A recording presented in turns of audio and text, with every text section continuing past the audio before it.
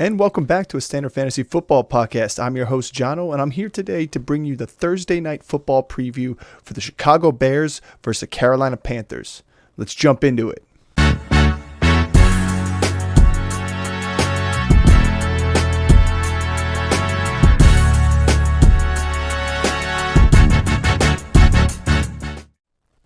So let's talk about the Chicago Bears here against the Panthers. You're looking like Tyson Bagent's going to be at the helm again for the Bears this week. Last week against New Orleans, a tough defense. He actually was pretty decent. Completion percentage was not high. He threw 30 passes, only completed 18 of them. But he did throw for 220 and 2 touchdowns. 3 picks only ended up giving him just a hair under 20 points. He was able to use his legs for 70 yards. That's a big benefit here, and I think that's another thing he can do again in this game.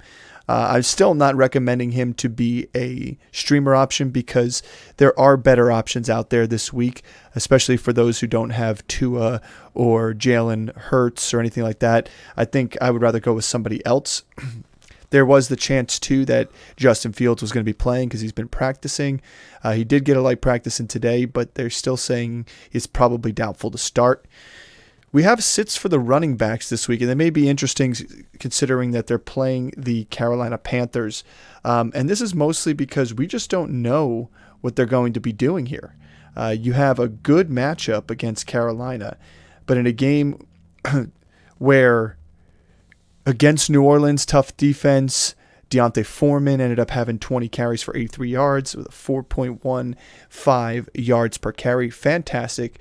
Didn't get in the end zone. But if Khalil Herbert comes back and touches the ball, Roschon Johnson goes back and touches the ball, D'Onta Foreman may get some in there.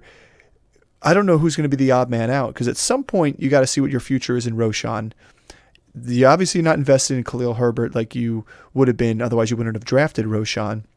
And D'Onta Foreman was a healthy scratch when Herbert and Roschon were both healthy until they both got injured. So I don't want to say start Foreman here. He would probably be my likely choice right now. But if you have nobody else because of bye weeks here, start Foreman with caution because there's a chance Khalil Herbert could come back. I doubt he's going to get the full workload, but he did have a full practice in today. So promising for Khalil Herbert owners, not promising for D'Onta Foreman and Roschon Johnson owners. We are going to start DJ Moore because it's hard to sit a guy who has the talent that he has. It was not a favorable matchup for him this past week. This week here, it looks like it's not going to be a favorable matchup either. According to Standard Fantasy Scoring, the Carolina Panthers are top 5 against wide receivers and quarterbacks. He had 3 catches for 44 yards last week. Good yards per catch there. If you do the math, it's just a hair under 15. But he's only getting 5 targets, 6 the week before. I don't know. You got to start him for the upside there, the big playability. And Carolina is not great. I mean, yeah, they held Gardner Minshew and those guys to decent points. It's because Indianapolis had defensive touchdowns. So moving forward here, start DJ Moore, sleeper Darnell Mooney, because he seemed to be open way more often last week than DJ Moore was, and Tyson Bagent enjoyed targeting him. Cole Kmet's a start. Obviously, the guy had the 2 touchdowns last week. He's still going to be a start for me even when Justin Fields comes back because they have a rapport already, and he likes him in the end zone and red zone as well.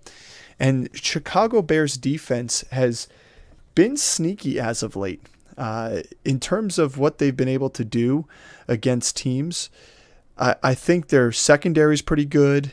They've made moves across the board to get defensive linemen.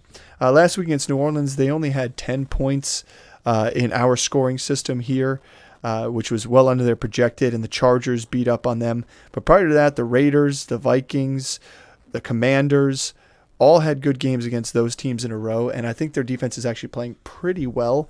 So I'm going to look away from what I saw and against New Orleans and look at what I saw Indianapolis do to the Panthers offense this past week, and I'm going to say go ahead and stream the Chicago Bears as a pretty good option here. It's a sneaky one, especially for those who have defenses like the Eagles or Dolphins or one of those teams on bye this week. Before we get into the Carolina Panthers, don't forget to like and subscribe and hit that notification button. That way you get all the drops and episodes that we release from week to week and day to day in terms of our shorts.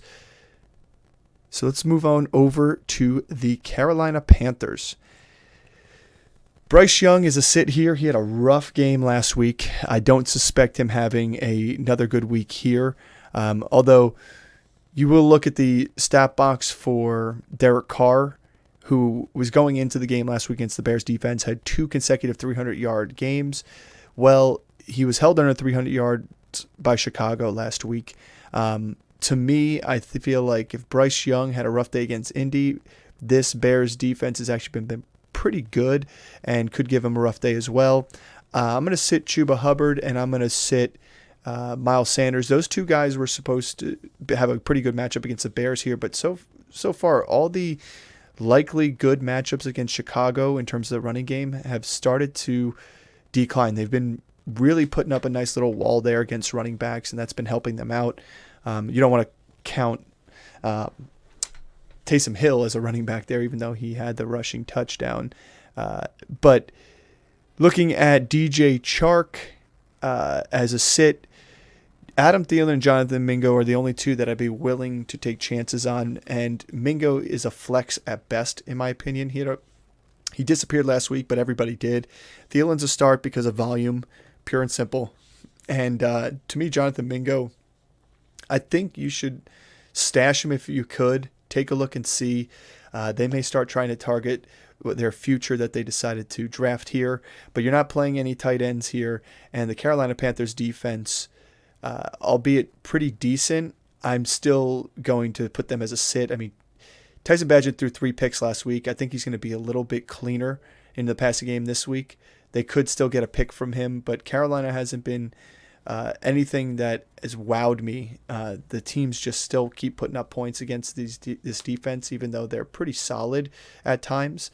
So to me, I'd hold off on starting them, and I would stream somebody else this week. And don't forget, you have teams like the Jets that are playing the Raiders, and Raiders are playing the Jets, 2 defenses that could potentially be streamable against offenses that have not been playing that well at all. As always, don't forget to leave a comment if you have any start-sit advice questions you want, trade advice questions. I know we're coming up here on the final week or so of fantasy trades deadline for fantasy football. I know our league is next Wednesday it ends. Some leagues it already has ended. But if you have any questions and want to see if you're getting a fair end of the bargain, feel free to drop it in the comments. We'll be happy to get back to you as always. Thanks for tuning in. Catch you next time.